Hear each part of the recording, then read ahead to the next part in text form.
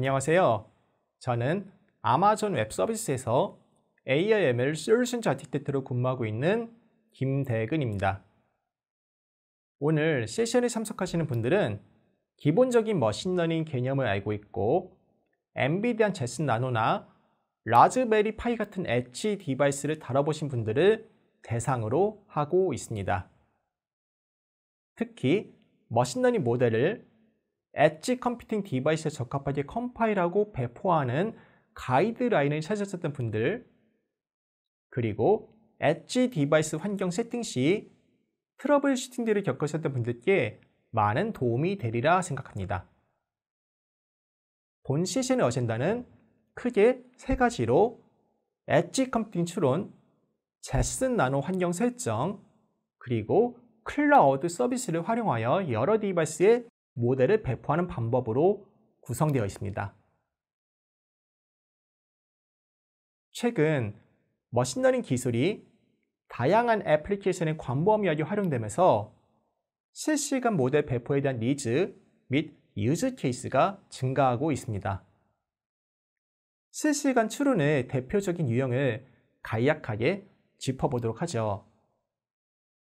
온프레미스나 클라우드에 모델 추론 서버를 띄우고 REST API 프로토콜을 사용해서 실시간 API를 배포하는 방법, 라즈베리 파이나 엔비디아 제슨 나노 등의 엣지 디바이스에서 직접 모델을 추론하는 방법, 그리고 웹브라우저에서 텐서플로우 JS 같은 자바스크립트로 모델을 추론하는 방법이 있습니다.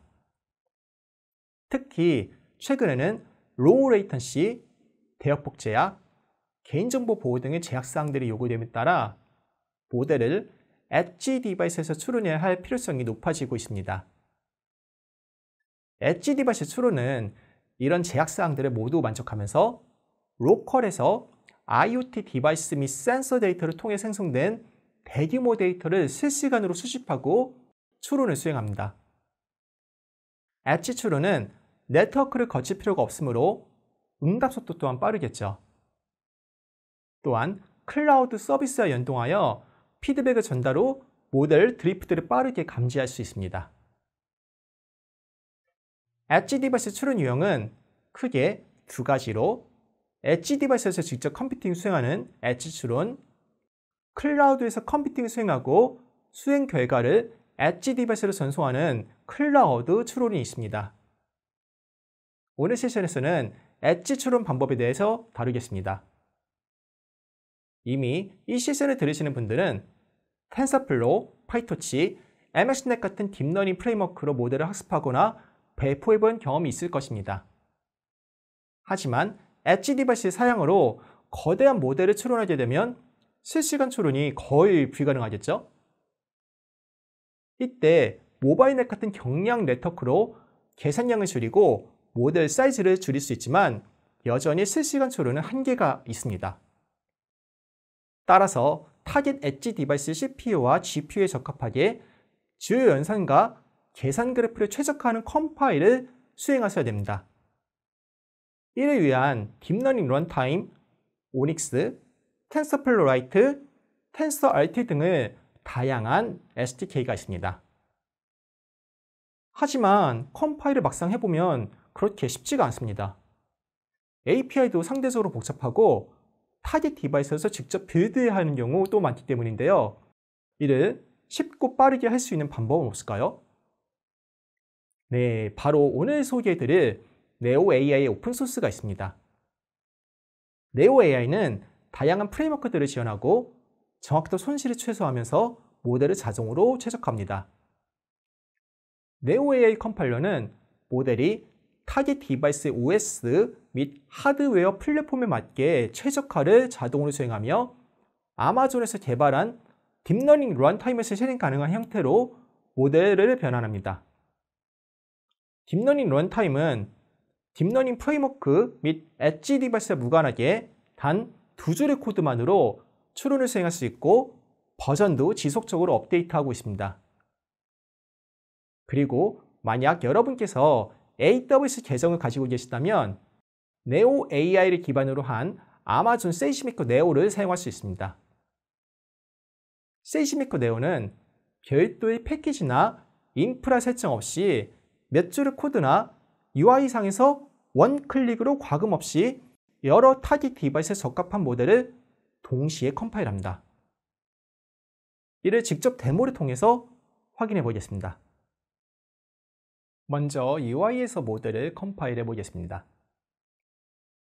아마존 세이지메이커 콘솔에서 좌측의 컴파일 잡을 클릭하고 오른쪽 상단에 크리에이트 컴파일 잡을 클릭합니다.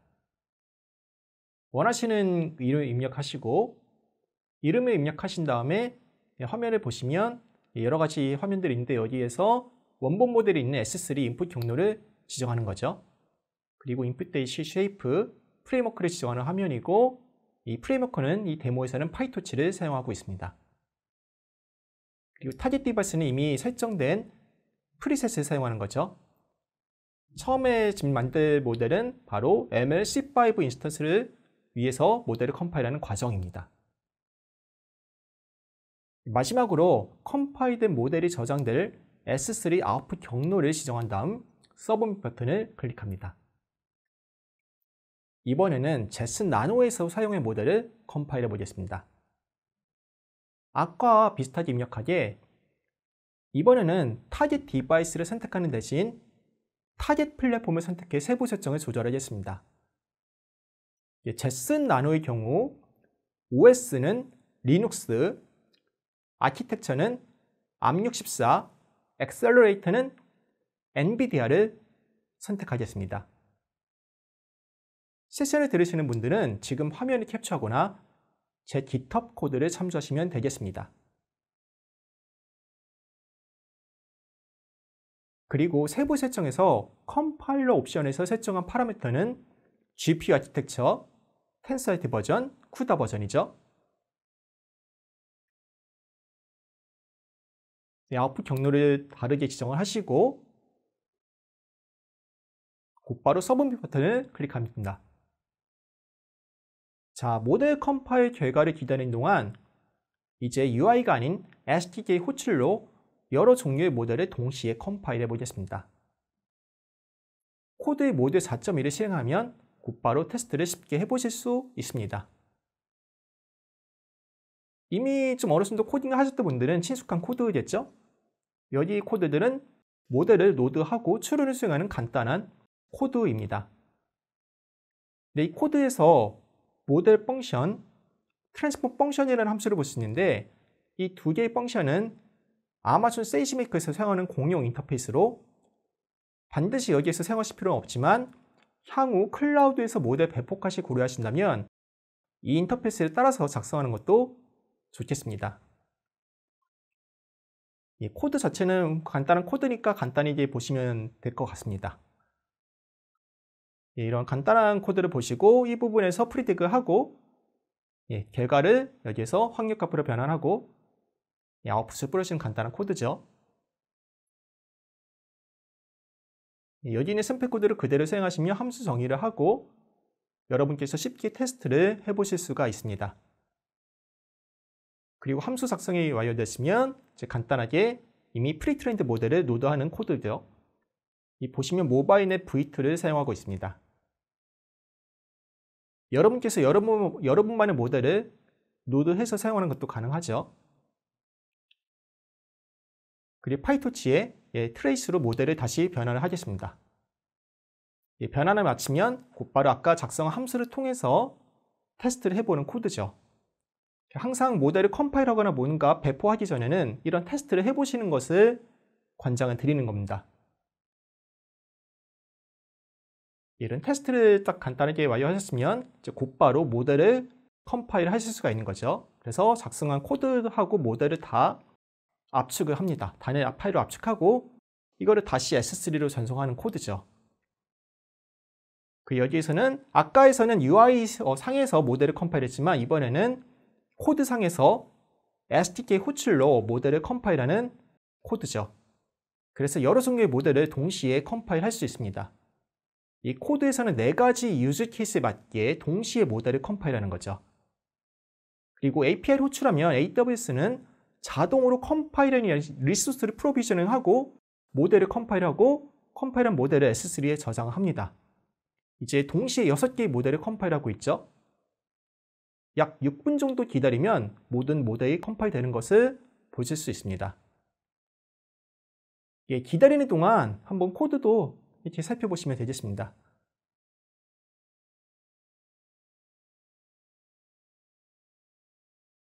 이 코드가 복잡해 보이지만 아까 콘솔에서 입력한 값을 그대로 코드로 구현한 것 뿐이죠. 아까 콘솔에서 입력한 이 입력값과 비슷하다는 것을 보실 수가 있습니다. 이런 부분들을 잘 확인을 해보시고 이런 코드를 유심히 보시는 것을 많이 권장을 드립니다. 곧바로 들리는 것도 괜찮지만 이런 코드를 보셔야 좀 직관이 많이 오거든요.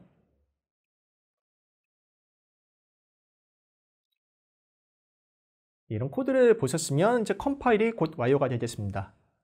이 컴파일이 완료됐다면 이제 링크를 클릭해서 아웃풋 경로를 들어가서 보겠습니다. 이 아웃풋 로케이션을 보시면 이 컴파일된 모델이 S3에 저장되어 있다는 것을 보실 수가 있습니다. 보시면 모델 리눅스 암64 엔비디아 타르춤 GZ로 압축이 되어 있죠. 이 압축 파일이 바로 컴파일된 모델 파일입니다. 데모에서 UI로 컴파일하는 방법과 SDK로 컴파일을 모두 보셨겠지만 향후 자동화 및 여러 타깃 디바이스를 컴파일할 때는 SDK를 권장합니다. 그리고 고레벨의 세이지메이커 SDK라 저수준의 보토3 SDK를 사용하는 방법이 있는데 프로덕션에서는 보토3를 가급적 권장드립니다. 코드를 보시면 아시겠지만 저수준 API도 사용법이 매우 간단합니다. 제 샘플 코드에서 4가지 케이스에 대한 모델을 컴파일한 결과입니다. 모두 컴파일 시작 시간이 14시 44분으로 동일한 것을 보실 수 있습니다.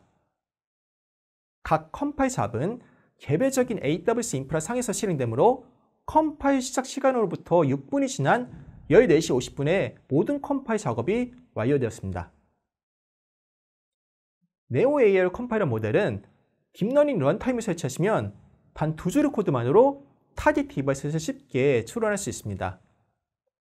X86 64 기반 CPU는 컴파일 없이 곧바로 PIP 인스톨로 설치 가능하고 제슨 나노의 경우에는 제팩 4.2에서 4.4까지의 휠 패키지를 제공하고 있습니다.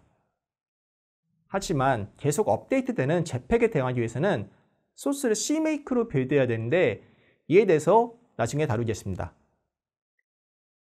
이제 실시간 모델 수련을 위한 엔비디아 제슨 나노 셋업 방법을 살펴보겠습니다.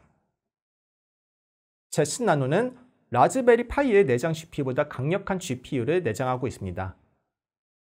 FP16 기준으로 0.5 테라플롭스로 모델 경량화와 컴파일을 수행하면 실시간으로 이미지 클래시피케이션, 오브젝트 디텍션 이 가능합니다. 이제 제팩 4.5.1을 설치했다고 가정하고 추가 패키지를 설치하는 법을 보여드리겠습니다. 처음에 기본적인 디펜던시와 제슨 스탯을 설치합니다. 제슨 스탯은 필수는 아니지만 제슨 릴리즈 명령으로 통해 텐서알트 버전, 쿠다 버전, 오픈CV 버전을 확인할 수 있고 JTAG 명령어를 통해 GPU 유틸라이제이션을 모니터링할 수 있습니다. 이제 CMake와 넘파이를 설치합니다. CMake는 딥러닝 런타임 설치와 향후 오픈CV 설치에 필요합니다. 제팩에는 이미 빌트인 오픈CV가 내장되어 있지만 아쉽게도 GPU를 활용하지 않으므로 만약 좀 더 나은 퍼포먼스를 위해서는 오픈CV를 새로 빌드하셔야 됩니다. 넘파이를 설치하실 때 반드시 버전은 1.19대로 명시해 주셔야 됩니다. 1.19.5가 파이썬 3.6을 지원하는 마지막 버전이고 제팩 4.5.1의 기본 파이썬 버전은 3.6.9이기 때문입니다. 이제 딥러닝 런타임을 설치합니다. 빌드 시간이 수십 분 소요되기 때문에 휠 패키지를 만들어서 향후 여러 디바이스를 복사하거나 AWS 그린그래스라는 서비스에서 휠 패키지를 등록하는 것을 추천드립니다. 딥러닝 런타임을 설치하셨다면 테스트 코드를 꼭 돌려보세요. 마지막으로 가장 중요한 카메라 테스트가 남아있죠? 여기에서 많은 분들이 시행착오를 겪으시는데 이는 오픈CV가 카메라 직렬 인터페이스인 CSI를 사용하는 G스트리머를 인식하지 않으면 카메라 모듈이 정상이라 하더라도 오픈CV에서 카메라를 사용할 수 없기 때문입니다. 따라서 오픈CV의 Get Build Information 메소드로 G스트리머를 인식하는지 반드시 확인하세요. 그리고 강조드리는 것이 절대 오픈CV 파이썬 웹 패키지를 가상 환경이 아닌 전역으로 설치하지 마세요. 오픈CV 파이썬 패키지는 G스트리머 옵션이 디폴트로 비활성화되어 있기 때문에 오픈CV에서 CSI의 카메라를 사용할 수 없습니다. 새로운 버전 설치는 최신 버전의 JPEG을 설치하거나 오픈CV를 컴파일하는 것을 추천드립니다. 자, 디바이스 셋업이 끝났으면 이제 모델을 제슨 나노에 맞게 컴파일해야 되죠. 여기서 주의하셔야 될 점이 API에 명시된 타겟 디바이스 프리셋을 사용하시면 안 됩니다.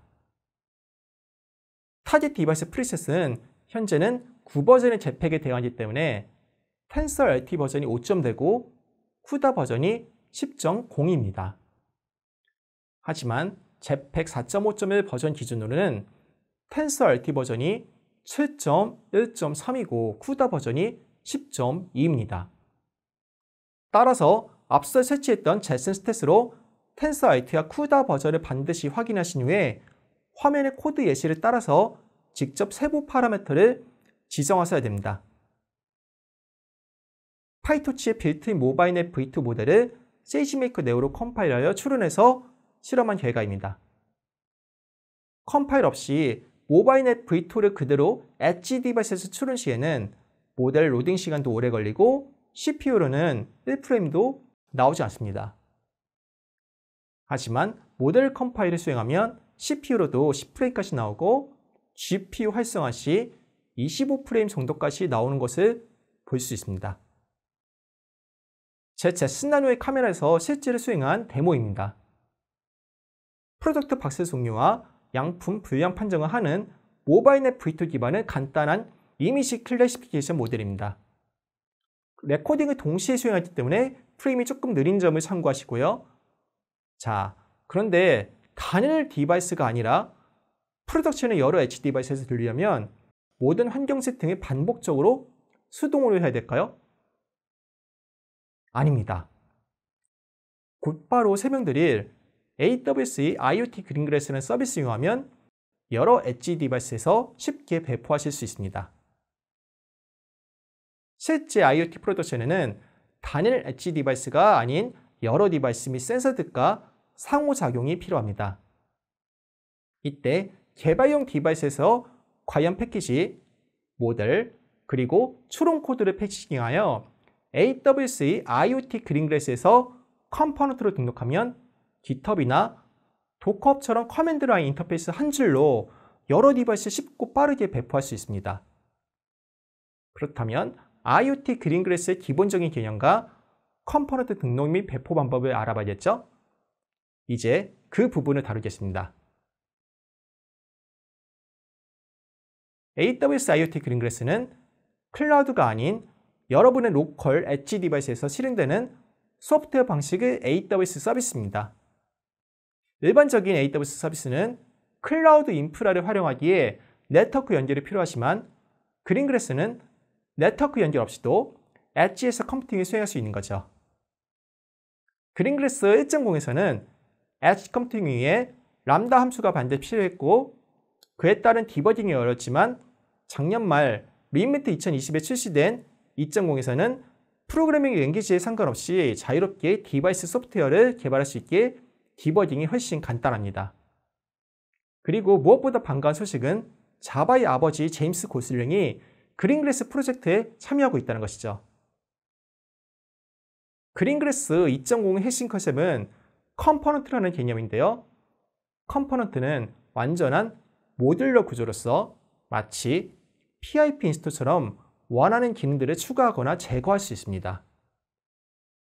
먼저 엣지 디바이스에 AWS IoT와 연결할 수 있는 그린그래스 코어 소프트웨어를 설치합니다.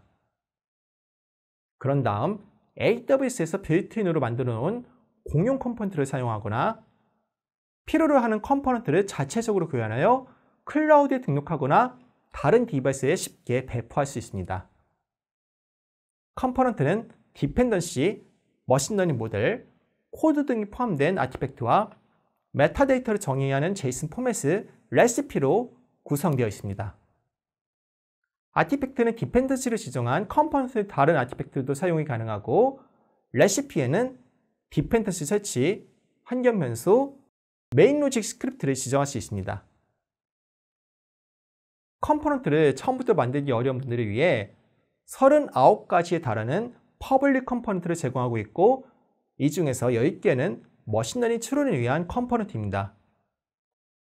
머신러닝 컴포넌트는 텐서플로우 라이트 및 딥러닝 런타임을 비롯한 머신러닝 코어 패키지, 이미지 클래시피케이션과 오브젝트 디텍션 모델을 패키징한 모델 레지스트리, 그리고 머신러닝 추론 코드로 구성되어 있습니다.